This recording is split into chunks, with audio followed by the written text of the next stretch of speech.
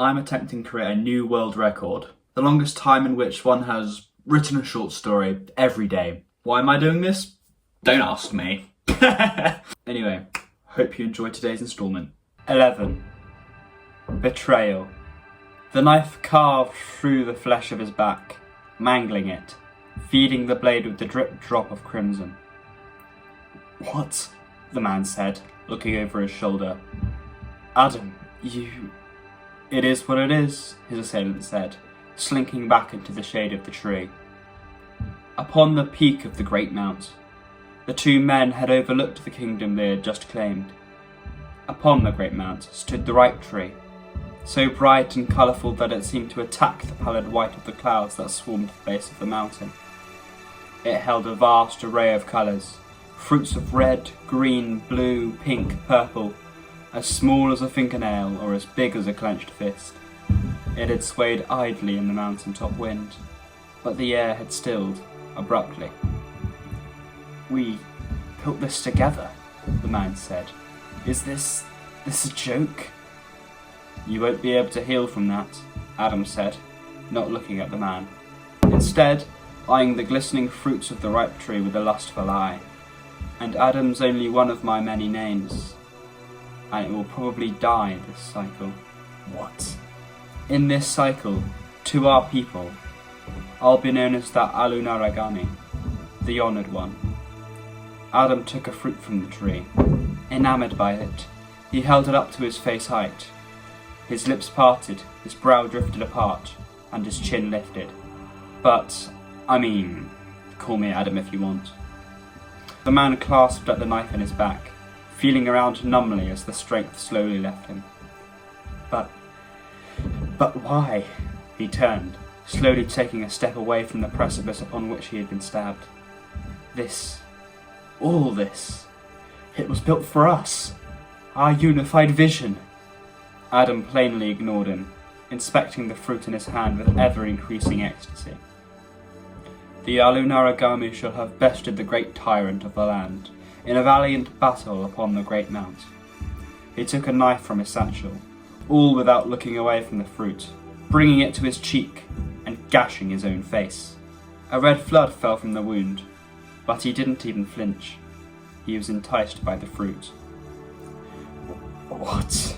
the man could barely utter, weakness filling his muscles with the weight of the sky. "You know," Adam began, "history is never fully accurate, even when not interrupted by editorial hands. Whether it be accounts lost to time, or personal bias invading the writing we have at our disposal, it's never truly accurate. That only worsens as that history grows more distant." He put the fruit in his satchel, looking back to the man mere paces from the edge of the cliff. "You said once that you wanted to be eternalized. Well, for people like you, who have yet to uncover the truth of how this world operates, that endeavour would be impossible." He approached the man, who now reduced himself to his knees.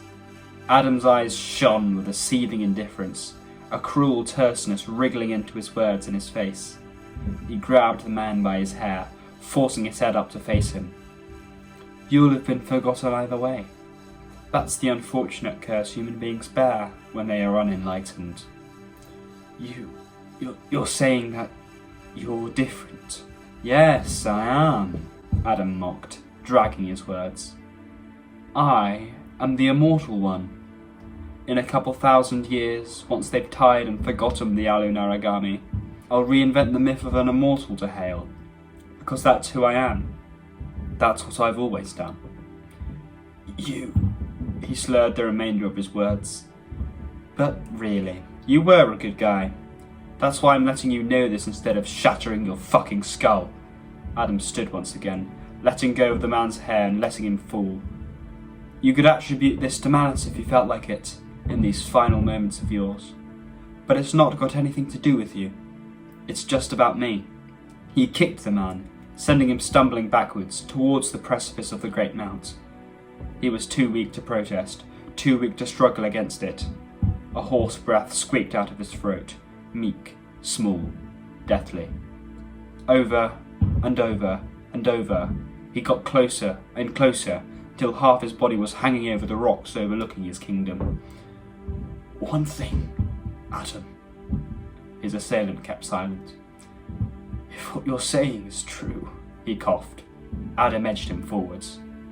How do you bear eternity? His voice cracked. The colour receded from his face. I found eternity's secret, that's how, Adam smiled.